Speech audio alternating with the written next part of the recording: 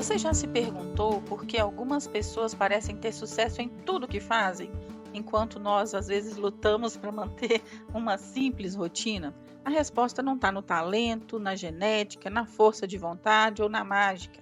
O segredo está nos hábitos, nos nossos comportamentos.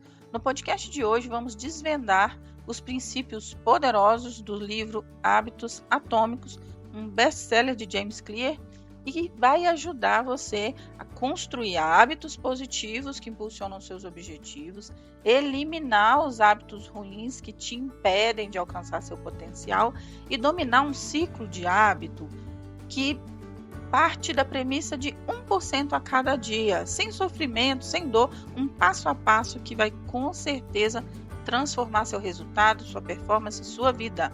Bora lá? Olá, eu sou a Sheila, eu sou psicóloga e mentora. O meu objetivo com esse podcast é te ajudar a ter uma saúde mental no lugar, desenvolvimento pessoal, profissional, crescer, se desenvolver, enfim. Estou sempre postando conteúdo com esses objetivos por aqui. Vamos primeiro falar um pouquinho da trajetória do autor, tá? Eu me encantei pela trajetória dele. Vou falar aqui bem resumidamente. Ele passou por um trauma, por uma situação trágica na adolescência, no ensino médio, em um jogo de beisebol, um taco, alguém lançou um taco no rosto dele e ele esmagou o rosto, teve inchaço no cérebro, ele quase morreu, tá? O rosto foi completamente esmagado por um colega, ele ficou em estado crítico, com poucas chances de sobrevivência, e após um longo período de recuperação, ele se dedicou a reaprender as habilidades básicas, como andar, falar, enxergar corretamente, porque ele teve o olho esmagado. Enfim, essa experiência de anos de recuperação ensinou ele a importância da persistência, da disciplina e do foco em pequenos progressos. Ele trabalhou por anos, ele chegou a se recuperar e jogar na faculdade, beisebol, mas o sonho de ser um jogador profissional, ele não seguiu em frente com ele, né? Ele se tornou um grande palestrante, ele dá até hoje palestras nas empresas mais reconhecidas dos Estados Unidos, e em 2018 lançou o livro, Hábitos Atômicos, que se tornou um best-seller, indicado do New York Times, enfim. E por que me fez, além da história dele, o que me fez gostar tanto desse livro? Ele é muito baseado na neurociência e na terapia cognitivo-comportamental. Então, ele é um autor que fez o dever de casa, ele estudou bastante, as referências dele são excelentes. E ele não fica, durante o livro, falando ali de termos científicos, não. Ele vai 100% na prática, é um livro que qualquer pessoa pode ler.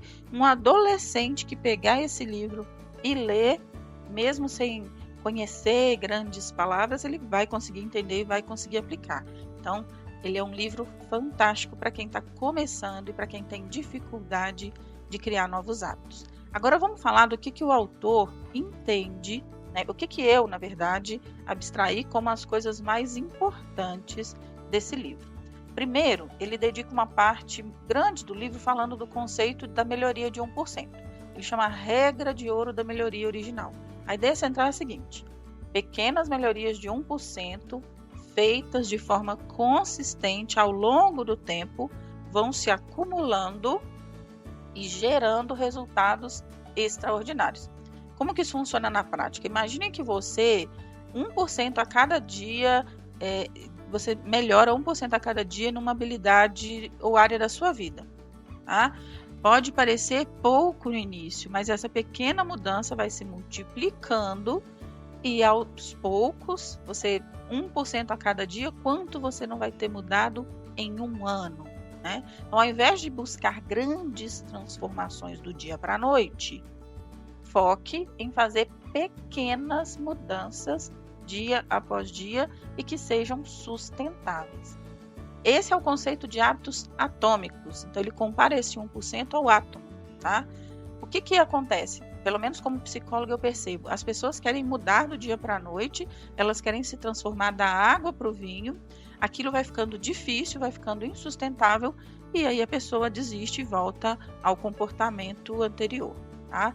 E aí a gente já vai puxando para mim, uma das segundas, um dos aprendizados, o segundo aprendizado mais importante do livro, que tem a ver com se concentrar na coisa certa quando a gente está falando de mudar de comportamento. Muitas pessoas se concentram nos resultados. Por exemplo, a pessoa quer correr uma maratona de 10 quilômetros. Ela já quer, lá com um mês, tá correndo 5, tá correndo 10 e aí sente dor, se esforça demais e deixa isso para lá. Ele fala o seguinte: a meta não é correr uma maratona. A meta é se tornar um corredor. Por que ele diz isso? Porque o comportamento, todos nós temos 3 camadas na mudança de comportamento. A primeira camada é a mudança de resultado, é o nível em que a gente está preocupado com o resultado. Então, por exemplo, perder peso, publicar um livro, vencer um campeonato. A maioria das metas que a gente definiu até hoje na nossa vida é associada a uma mudança de resultado, né? A segunda camada é a que ele chama de camada da mudança dos processos. É o nível que está preocupado com os sistemas e com os hábitos em si. Então, por exemplo, implementar uma nova rotina de alimentação, implementar uma nova rotina de academia, organizar uma mesa para ter um fluxo de trabalho melhor, desenvolver uma prática de meditação. Então, essas são as mudanças de processo. Mas a terceira camada, que é a mudança de identidade, é, segundo ele, a mais importante. Por quê? Esse nível de camada, ele está relacionado à mudança nas nossas crenças, à nossa visão de mundo, ao nosso julgamento sobre quem nós somos. A maioria das nossas suposições ou preconceitos ou julgamentos estão nesse nível. E as pessoas nem sequer consideram uma mudança de identidade quando querem se aperfeiçoar em algo. A pessoa ela não pensa assim: eu quero perder peso. A meta de resultado é perder peso. O processo para isso é alimentação e academia. Mas muitas pessoas vão lá e fazem alimentação, academia, perde e depois volta ao peso anterior. Por quê? Porque não se tornou uma pessoa saudável. Ela não mudou na identidade dela as crenças sobre si mesma, sobre a própria capacidade de cuidar da própria saúde. Entendeu aí porque a mudança de identidade é a mais importante? Então, assim, se quer ser magro, é um resultado. Adotar a dieta é um processo. Mas se tornar uma pessoa segura de si, da sua capacidade de cuidar da própria saúde, é uma mudança de identidade. Então, quando a gente está falando de mudanças de hábitos, e talvez por isso a terapia cognitivo-comportamental seja a mais recomendada para pessoas que querem melhorar as suas performances pessoais, por isso, porque a gente trabalha com essa ressignificação, com esse entendimento mais profundo, né? Porque a verdadeira mudança de comportamento é a mudança de identidade. Recapitulando, o objetivo não é ler o livro, o objetivo é se tornar um leitor. O objetivo não é correr uma maratona, é se tornar um corredor. O objetivo não é aprender a tocar um instrumento, é se tornar um músico. Entendeu aí como que funciona? Então, quando a gente tem crenças negativas, sei lá, eu não consigo, eu sou péssimo para isso, eu não tenho disciplina, eu sempre fui desorganizado, eu não sou bom com isso, nossa, eu sou horrível nisso, eu não vou conseguir. Então, todas essas crenças negativas estão no nível de identidade. Então, a gente precisa trabalhar isso. Então, é um processo que ele diz o seguinte: primeiro você decide o tipo de pessoa que você quer ser. Olha, eu quero ser uma pessoa saudável, que pesa tantos quilos e que tem o hábito de academia, por exemplo. Tá? Depois você vai provar isso para você mesmo com pequenas vitórias. Você não vai um dia na academia e malhar 3 horas seguidas. Você vai primeiro criar o hábito de ir. Você vai fazer corridas aí de 20 minutos. Depois de um tempo fazendo corridas de 20 minutos, você vai ampliar esse tempo, vai melhorando a sua ficha, enfim. É um processo em que você vai reconhecendo as suas pequenas vitórias. Então, esses 2 aprendizados, do 1% e da mudança de identidade, para mim, já valem a leitura desse livro porque ele é fantástico. Mas tem mais. O autor nos ensina 4 hábitos, tá, que nos ajudam a construir, na verdade, 4 passos. Sempre que quisermos mudar nossos hábitos, a gente precisa pensar que o objetivo final dos hábitos é resolver os problemas das nossas vidas com o mínimo de energia e de esforço possível. E que qualquer hábito pode ser dividido em ciclos, que vão envolver 4 estágios: o estímulo, o desejo, a resposta e a recompensa. O autor, ele dá várias dicas e vários exemplos. Inclusive, eu estou fazendo um artigo para o site sheiladeoliveira.com.br/blog, em que eu vou colocar detalhes desses 4 ciclos, desse passo a passo. Aqui eu vou mencionar por alto para que torne prático para você no seu dia a dia. Então, ele diz o seguinte: como criar um bom hábito? Você precisa seguir 4 leis. A primeira lei é a do estímulo, que você precisa tornar claro aquele hábito que você quer instalar, tá? A segunda lei é o desejo, é tornar aquele hábito atraente para você. A terceira lei é a resposta, que é tornar aquele hábito fácil. E a quarta é a recompensa, que é tornar aquele hábito satisfatório. Então, sempre que quiser mudar o seu comportamento, você vai perguntar para você mesmo: como posso torná-lo mais claro? Como posso torná-lo atraente? Como posso torná-lo fácil? E como posso torná-lo satisfatório? A inversão disso serve para se livrar de um mau hábito. Então, por exemplo, se você quer se livrar de um hábito, você precisa torná-lo invisível, você precisa deixar ele desinteressante, difícil e insatisfatório. Então, vamos pensar aqui em alguns exemplos para ilustrar isso, tá? Primeiro, estímulo. Seu telefone vibra com uma nova mensagem de texto. Segundo, desejo. Você quer descobrir o conteúdo daquela mensagem. Terceiro, resposta. Você pega o telefone, é o comportamento em si, e lê a mensagem. E o quarto, a recompensa. Você satisfaz o seu desejo de ler aquela mensagem. Então, você tem, eu dei aqui um exemplo simples que está no livro, mas que dá para você entender que tem 4 passos para resolver qualquer problema, ok? Então, estímulo, você acorda. Desejo, você quer se sentir alerta. Como comportamento, resposta, você quer beber uma xícara de café.